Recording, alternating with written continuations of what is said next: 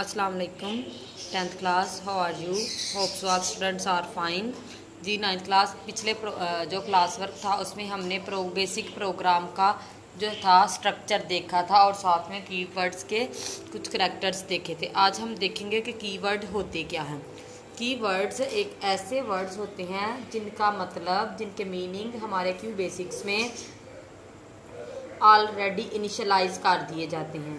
उनमें हम चेंजेस नहीं कर सकते। वो जैसे होते हैं वैसे के वैसे ही हमें मेंशन करने पड़ते हैं। स्मॉल लेटर में है तो स्मॉल लेटर में, कैपिटल लेटर में है तो कैपिटल लेटर्स में। ये जो क्यू बेसिक्स के कीवर्ड्स होते हैं इनको हम एज अ वेरिएबल यूज़ नहीं कर सकते।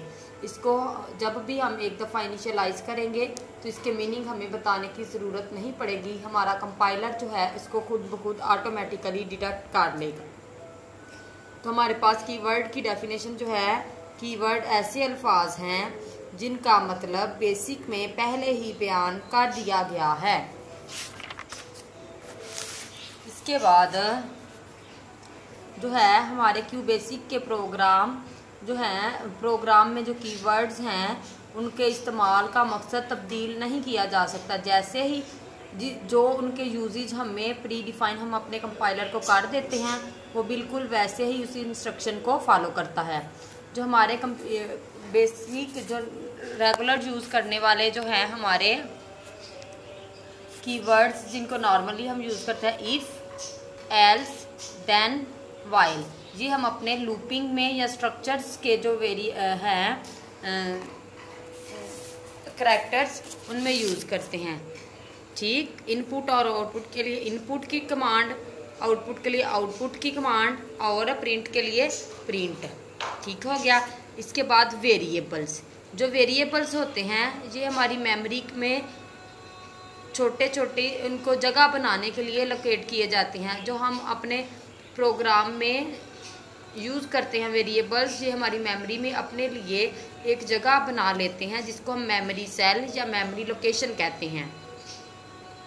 ये प्रोग्राम के इनपुट डाटा को महफूज करने के लिए होता है और ये प्रोग्राम की एग्जीक्यूशन के दौरान कंप्यूटर को नताइज ज़ख़ीरा करने के लिए इस्तेमाल होता है। ये जब हम अपने कंप्यूटर में इनिशियलाइज कर देते हैं तो ये हमारा इनिशियलाइजेशन के बाद एग्जीक्यूशन के दौरान हमारे जो प्रोग्राम का डाटा होता है उसको स्टोर करवाने के काम आता है।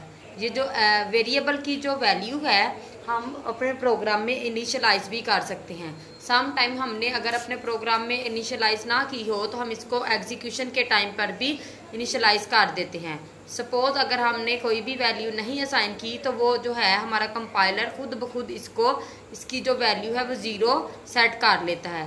जो स्ट्रिंग वेरिएबल होता है उसकी कोई कीमत नहीं होती। स्ट्रिंग वेरिएबल कौन सा होता है जिसमें हम अपने स्ट्रिंग वेरिएबल को हम डॉलर के साइन से शो करते हैं और ये कम्बिनेशन ऑफ करैक्टर होता है, इसकी प्री डिफाइन लेंथ होती है। इसके बाद हम आते हैं जी क्यू बेसिक में को जो उसकी जो फाइल को नेम रखना होता है उसके लिए कुछ रूल्स हैं हमारे पास। वो रूल्स क्या हैं वो हम देखते हैं। ये जो क्यू बेसिक्स में वेरिएबल्स का जो नेम है उनको हम कैसे रख सकते हैं। क्यू बेसिक्स का जो वेरिएबल का नेम है उसकी मैक्सिमम लेंथ जो है 40 होनी चाहिए। 40 से ज़्यादा नहीं हो सकती, 40 से कम पे हम गुजारा कर सकते हैं।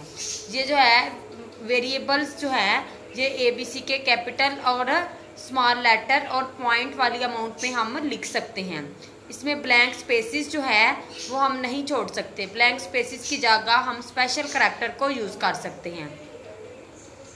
ये जो हमारा वेरिएबल है इसका पहला करैक्टर जो है अल्फ़ाबेट होना चाहिए। बाकी अल्फ़ाबेट के अलावा काउंटिंग भी हो सकते हैं, कुछ भी हो सकता है, लेकिन फर्स्ट डिजिट ऑलवेज अल्फ़ाबेट होना चाहिए। ये जो है हमारे कीवर्ड्स उसको हम एज अ वेरिएबल नेम नहीं ले सकते। ठीक हो गया। वेरिएबल्स को शो करने के लिए किसी भी स्पेशल किस्म के करैक्टर की ज़रूरत नहीं होती हमें। इसके बाद हम आते हैं जी ये करैक्टर और वेरिएबल की इकसाम पर। ये जो डॉलर का साइन है ये हमारा एक करैक्टर है। ये किस किस्म के वेरिएबल के लिए यूज़ होता है? स्ट्रिंग वेरिएबल के लिए। स्ट्रिंग वेरिएबल कौन सा? वो वाला वेरिएबल जिसमें हम मोर देन 1 जो है डिजिट्स यूज़ करते हैं। जैसे ये नेम और डॉलर का साइन, नेम एक से ज़्यादा डिजिट है तो ये इसके बाद डॉलर का साइन, ये डॉलर का साइन इंडिकेट करेगा कि ये स्ट्रिंग वेरिएबल है। इसके बाद परसेंटेज का साइन, परसेंटेज का साइन जो है इंटीजर वेरिएबल के लिए, इंटीजर वेरिएबल जो न्यूमेरिकली वैल्यूज़ होती हैं उनके लिए, जो न्यूमेरिक्स वेरिएबल होते हैं, जैसे परसेंटेज का साइन और मार्क्स। मार्क्स हमने जब इसको इंग्लिश में इनिशियलाइज करेंगे, मार्क्स मतलब नंबर्स, ये semicolon, semicolon single precision variable, जिसमें हम सिंगल डिजिट प्रेसिशन वेरिएबल्स जो हमारे होते हैं, जैसे एवरेज और साथ में सेमीकोलन। हैशटैग, हैशटैग हम यूज़ करते हैं डबल प्रिसेप्शन वेरिएबल्स के लिए। तो डबल प्रिसेप्शन वेरिया जैसे एरिया, जैसे पावर्स में। इसके बाद हमारे पास वेरिएबल की आ जाती हैं टाइप्स। हमारे पास वेरिएबल की बेसिकली 2 टाइप्स हैं, न्यूमेरिक वेरिएबल और स्ट्रिंग वेरिएबल। जो न्यूमेरिक वेरिएबल्स होते हैं इसमें हम काउंटिंग से रिलेटेड जो नंबर्स होते हैं उनको ज़ख़ीरा करते हैं, उनको स्टोर करते हैं।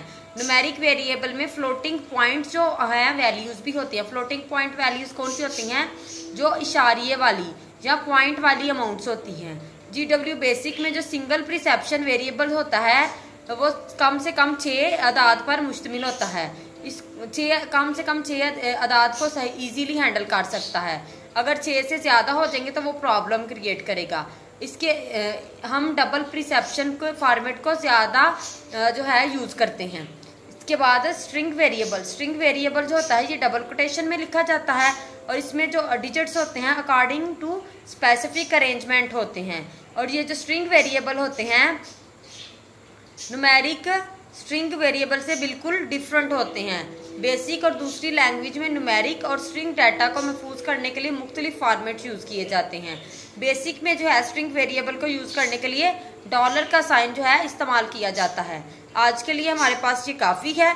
इंटीजर एक लफ्ज़ और 2 लफ्ज़ी मुतग़य्यर की बाहमी तब्दीली के वक्त बहुत मुहतात रहे। एरर्स की सूरत में दुरुस्तगी के इम्कानात महदूद हो जाते हैं, बहुत कम हो जाते हैं।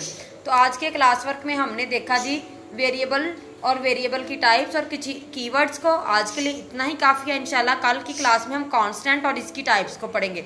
शुक्रिया जी, अल्लाह हाफिज़।